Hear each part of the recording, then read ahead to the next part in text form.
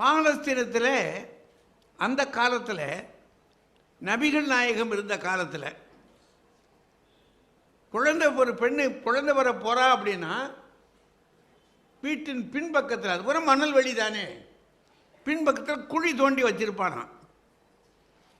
ஆணாக இருந்தால் அந்த குழந்தை தப்பிச்சிச்சு, பெண் குழந்தையாக இருந்தால் அந்த நிமிடமே குழந்தை உயிரோட கொண்டாந்து அதில் போட்டு மூடிடுவாங்களாங்க. அது ஒரு தண்டனை, ஒரு காலம். நபிகள் நாயகம் அதை பற்றி கொந்தளிக்கிறார். ஒரு காலம் அது, இப்போ இல்லை.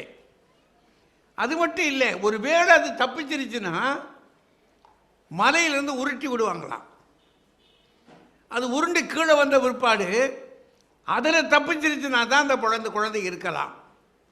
சரி, இது இறைவனுடைய சித்தம், இது இருக்கணும்னு இருக்கு.